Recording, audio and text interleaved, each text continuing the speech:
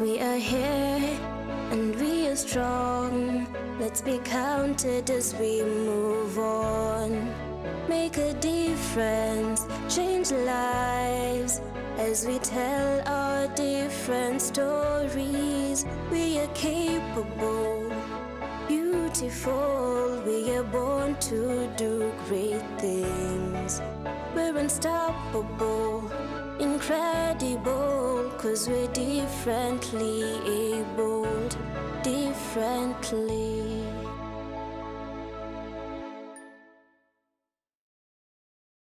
Hello there and a warm welcome on Able Differently. This is the only program that takes charge on matters regarding persons with disability.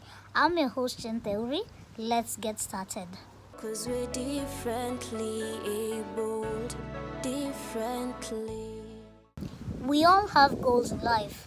However, when challenges that threaten these efforts to achieve our goals manifest, we are left with broken hearts and hope for the better, if not the best we had envisioned. This is the story of Julius, who lost his sight when he had a long way to go. Take a look at his story. It's the blueprint for dreaming up the impossible. It's the courage to be alone with your thoughts. The inhale, the focus. He woke up one morning and found himself in total darkness. This is the story of one Julius Mbura who lost sight at a very tender age. When I lost my sight the first time, I was really young. I didn't know what was going on. And my mom, at the moment, she was in denial. She didn't want to come to terms with the fact that I'm losing my sight.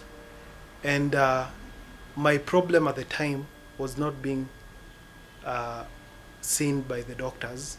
She took me to Kiku Hospital. They didn't see the problem.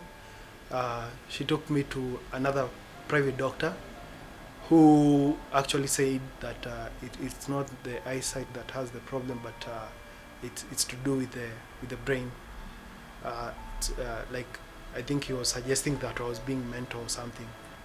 So this time I wake up this morning and I'm in darkness. So I thought maybe it has not dawned completely. So I went back to sleep. I'm supposed to go to school, but I was like, it was a weekday actually. I was like, maybe it's around 5 or 4. So I went back to sleep. And then around 11, 12, there's this warmth that comes because of the mabati. And also I had children playing outside. So I was like, wait, what time is it? So when I tried waking up, I still was in darkness.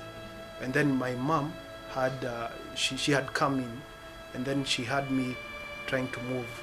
And then she came now, she was trying, being the tough mom, you know, mothers, yeah, in school. She came in and I hit a wall as I was running away from her. And that's where it dawned that I'm truly, like, now I'm blind. I was taken now to that, it was more of an event, I don't know. These doctors were coming from US. They were coming to camp in Kenyatta. So those are the people who saw my problem. It's called maculopathy. It affects part of the eye called macula. At some point, his hope of seeing again was revived when his sight came back partially. But it wasn't so long before he lost it again. And then my sight started coming back, little by little. It got better to a point where I could use my naked eyes, but bringing the book like nearer to my eyes to like focus on the writings. And then it was like that for another 6-7 months, and I had gone to now class 3. I have always wanted to help people from a young age. This is Julius' reason for studying law. From a young age, my need, and also I feel the need to help people. Like I try look at situations and how I can be of help to someone. And I saw that going the direction of now diplomacy, international relations, because at one point I was dreaming of being an ambassador. And then law was like the third option. When I looked at my options, I wanted now to do law to help people who are on the same path to actually make their life easier than mine was, because I have fought the system. I have gone to extents of even like feeling like I can give up, because sometimes you try and move something that is unmovable, and without help you might even give up. He is currently the programs manager at Navi, where they strive to offer persons with disabilities a platform to showcase their talent. I am also programs manager for New Age for the Visually Impaired. It's by short Navi, where we do so many projects pertaining disability rights and also mostly visually impaired. And we also collaborate with NGOs like Kenya Society for the Blind. And I would say, maybe in a nutshell, I'd say the reason why I took the line of doing law is to be an advocate for disability rights. Accepting his situation was a key factor that helped him navigate in life. The easiest thing that I did in my life, which was also the hardest thing, was to accept myself, to embrace the label of disability. And in that, I learned how to navigate and also to be comfortable in who I am. And I go by the mantra of not putting stumbling blocks for myself, but trying to navigate or even going over or under or just going around whatever that is thrown onto me, like by life and everything. Julius preferred to use his time wisely, and so his part-time activities include modeling and hiking using different phone apps. Despite his condition, he can also drive cars. Just how does he navigate around? So from there nilikuwa like, basi if I can ride a motorbike, I can easily drive a car. And since I know all the mechanisms of a car, even gears, shifting gears, everything, the only thing is steering control. That is the only problem. So how about I start with a field where I can just drive and then nione kama, by that time I could see a bit, ningeona nje kidogo. So I could drive hata place kama hiyo tumekuja, ningetembea kidogo peke yangu. Like being told bring it this side, take it your side, ilikuwa minimal. But now when I lost my sight, sasa I need someone to fully tell me come on this side or go to that side.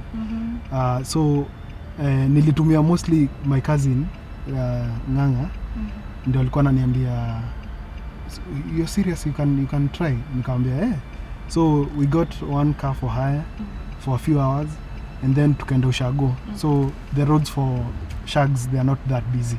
So you know the tarmac and the Maram road, So kwanzia hapo hivyo I was like so I started driving small distances. Then there's a time we went for camping in Sagana, and then we had a long stretch of a rough road. And then akaniambia, nikamwambia, hey, can I try? And then alikuwa like, yeah. That is the time where I could drive on high speed, like I think I was going at 30 kilometers per hour. There are several things that limit people from achieving their goals, but that is not a reason enough to accept failure.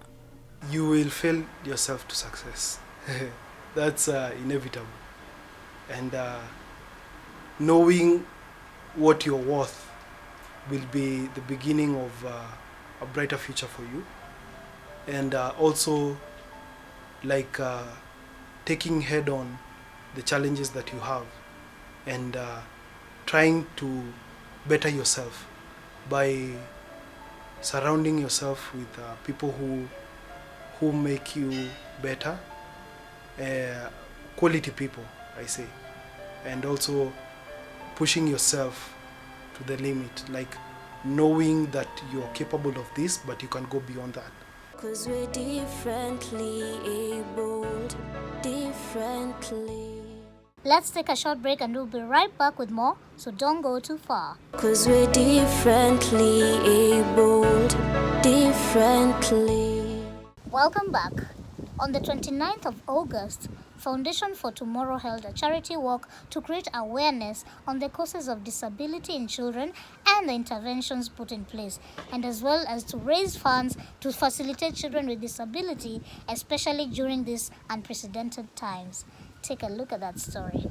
The Foundation for Tomorrow held a virtual walk on 22nd August 2020 to raise funds and create awareness about persons with disabilities. Today, we are having a very unique event. It's an online charity walk, something that we are not used to do. But because of the challenges we are having globally, we decided that we have a walk virtually, and the purpose is to continue creating awareness about conditions which affect children and eventually cause disability, like cerebral palsy, autism, Down syndrome, and many others. It is common knowledge that most of our people do not know some of these problems or some of these conditions which cause disability. The other reason for today's event is to raise money. Our target is 1 million Kenya shillings, which is going to help us provide the much needed food supplies and other necessities like hygiene products during this period when most of us are not working. The conditions have become difficult, life has become very difficult, and you can imagine what is happening to a family, a mother who has a child with special needs and cannot go out look for a job. In any case, there are no jobs now. Foundation for Tomorrow deals with the rights of children with special needs by partnering with different medical facilities for the community's benefit. So our approach, Mr. Director, is to partner with the local facilities, medical facilities within the community. Then once we have partnered with them, we'll be able to set up a rehab clinic, call it a therapy center or something like that. Then the people from the community will be able to access that service within that community. And we are happy that Mary Immaculate has been the first facility to give us permission to launch this community-focused approach. The acting director for National Council of Persons with Disabilities, who was the guest of honor, blamed the society for stigmatizing persons with disabilities, thus leading to exclusion. Yesterday, the challenge is access to employment because, again, stigma and discrimination within our society is one other thing that our society is struggling with. And I think it is a campaign that we are committed to sensitize, create awareness on the rights of persons with disabilities to participate fully in all matters of society and of the country. The challenges attached to disability are quite a number, and because they have to depend on other people most of the time, raises an alarm that we all must fight for inclusion. During the corona period, we have had a big challenge. Most of the public health information announcements that have been running on media are not interpreted. So the deaf don't know what is being communicated.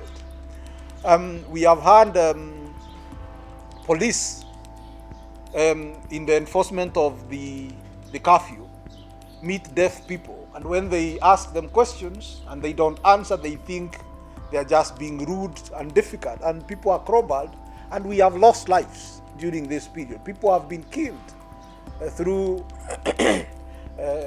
police brutality.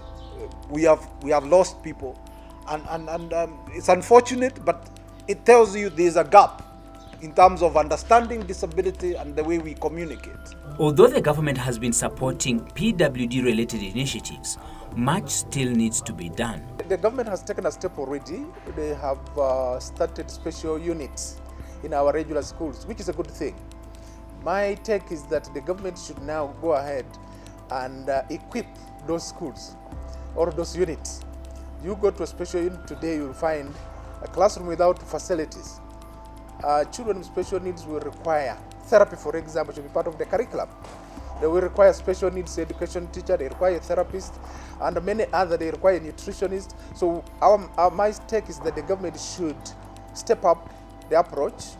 Should step up the approach to make sure that every special unit within the government regular schools are well equipped to benefit the children.